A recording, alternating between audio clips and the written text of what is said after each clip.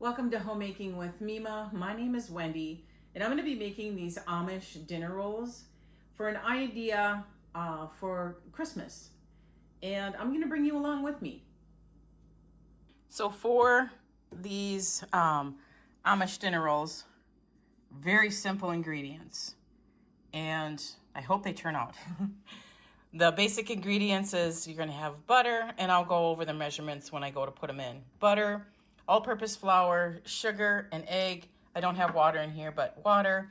And it says a packet of quick rise yeast. I have this packet that I had purchased. I actually have, you know how it comes as a sleeve of 3. They need to be used up because I just need to use them up. I usually store my yeast in the freezer, but I want to get these used up. So today's the day. So let's see how these turn out.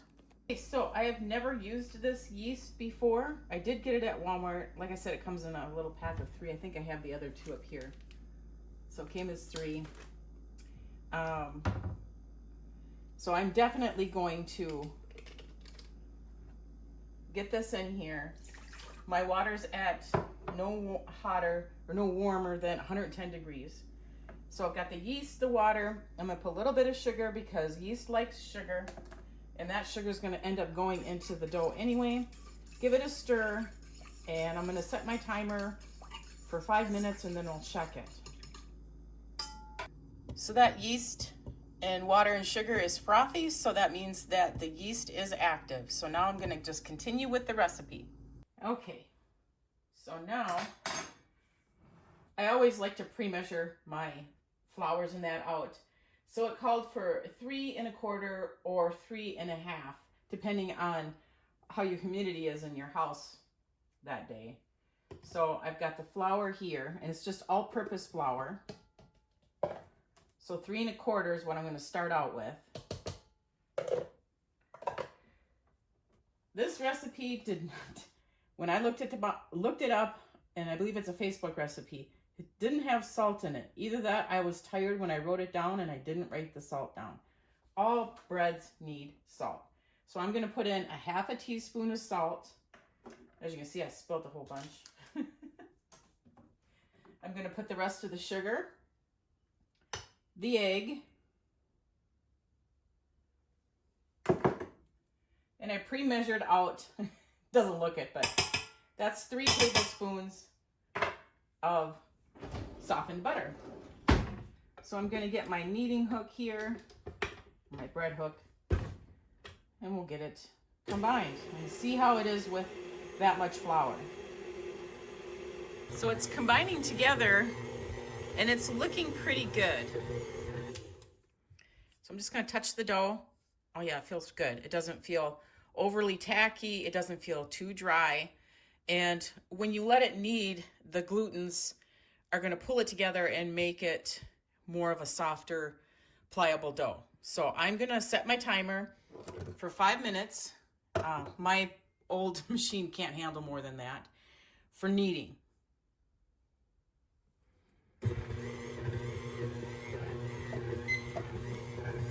While I'm waiting for this to knead, I forgot to tell you what I used. I used a cup of warm water, a packet of quick rise yeast.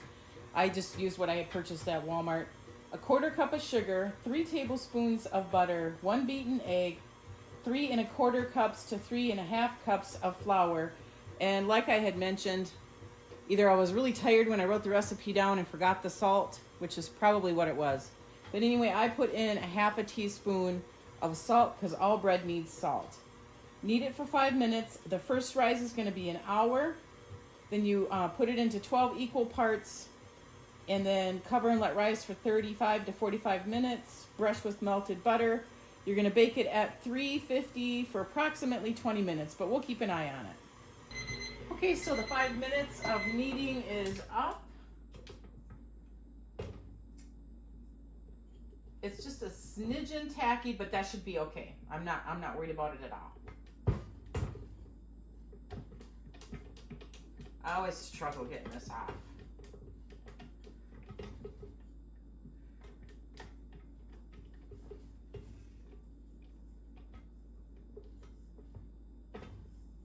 As you can see.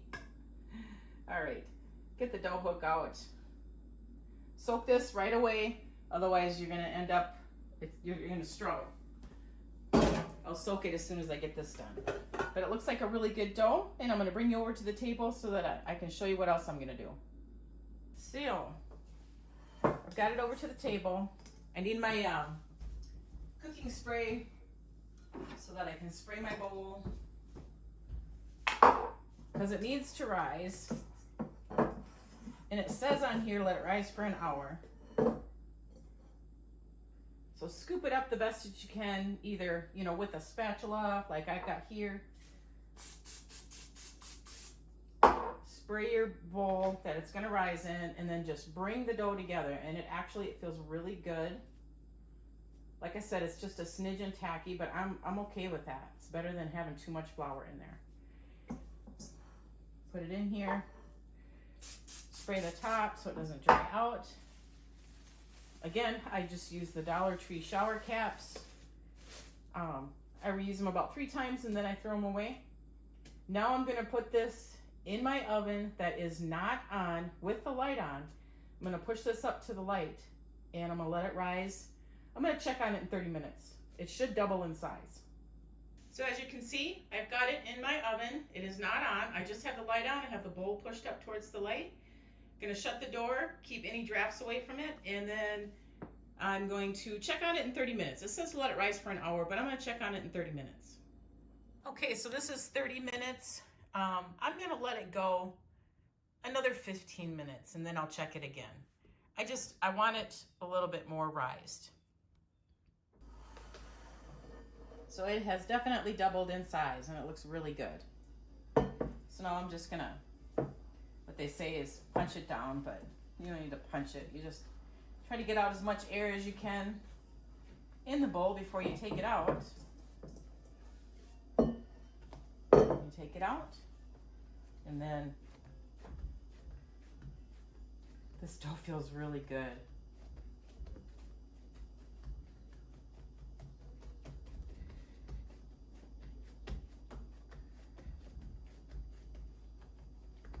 Now I'm gonna turn it into dinner rolls because that's what it's for. So I'm just gonna roll it up. A little bit tacky, but I'm okay with that.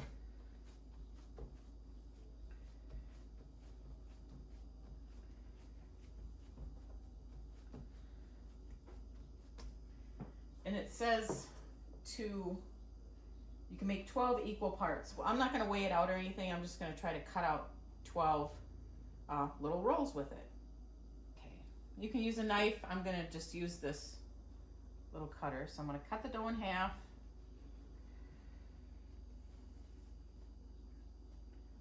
Cut it in half again.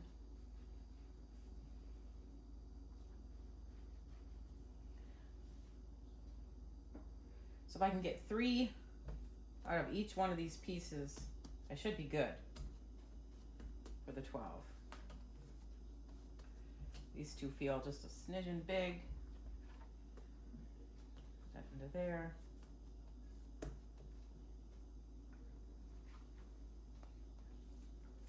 Okay.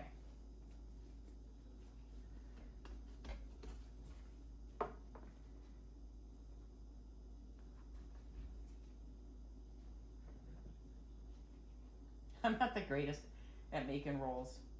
I've made them in the past, not that good.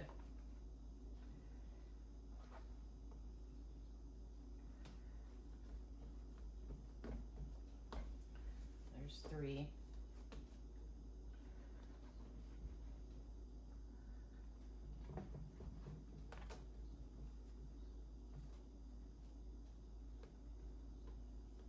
Six.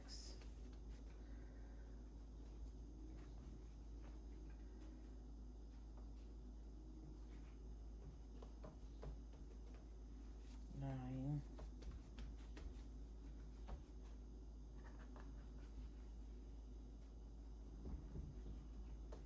You can definitely smell the yeast in them. This one here is a little smaller.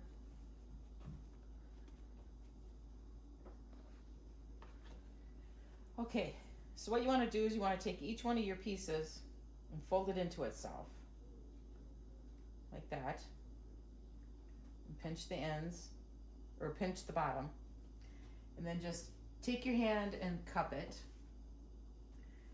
And just let it roll into your hand like that. There you go. I'll do another one here. I'll show you. I'm no expert, but like I said, I have made rolls before. Just kind of cup it. Let it roll between your hand part and your thumb.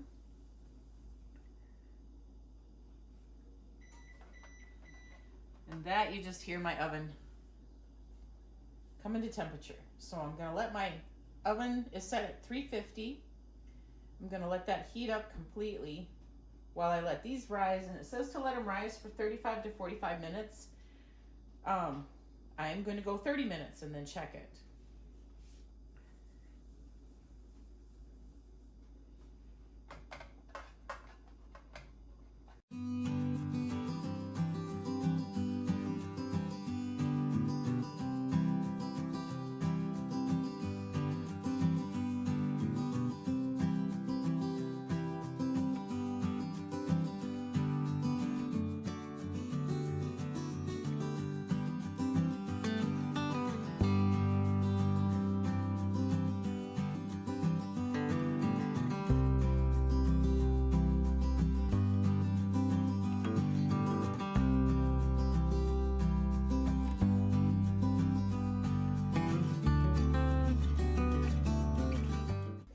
Right, so there they are. So I'm gonna cover them with saran wrap, but I'm gonna first just spray the top slightly so the saran wrap doesn't stick. And I'm gonna set my timer. I'm gonna do it for 30 minutes. It says 35 to 45 minutes. I'm gonna go 30 and we'll see. Just let that sit lightly on here. I do have the oven on, come into temperature.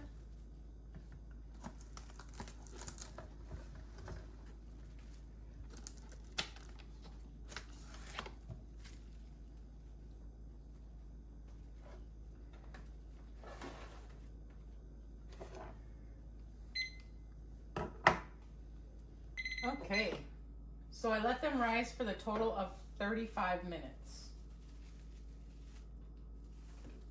I started out with 30 and then I went to 35 and they rose pretty good. So now I'm going to put them in the oven and I'm going to start them out at 20 minutes.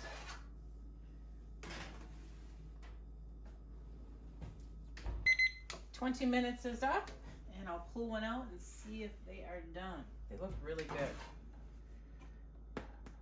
I'm gonna check for hollow. They definitely sound hollow and they look very good. I got them out of the oven. And so now I'm just gonna, I should use melted butter, but I'm just gonna go this route.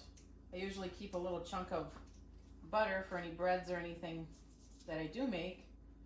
So I'm gonna brush the top of them with this butter and it'll keep them soft. And it'll absorb in.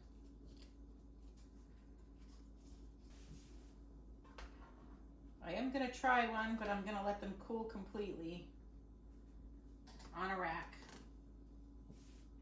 before I dig into one. They look so good.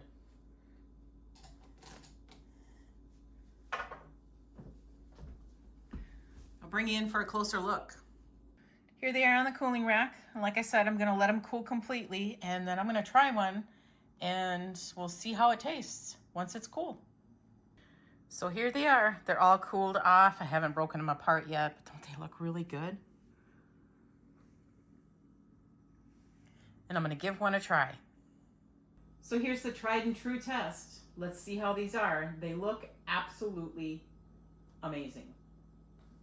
They're still a little warm. I should have grabbed the bread knife. I just grabbed a steak knife.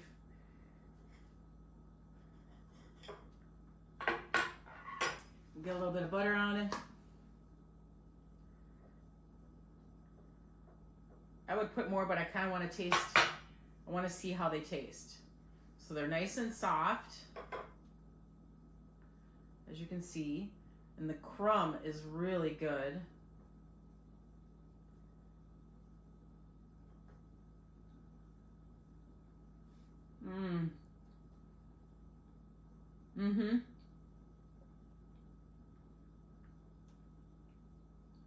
That is so good.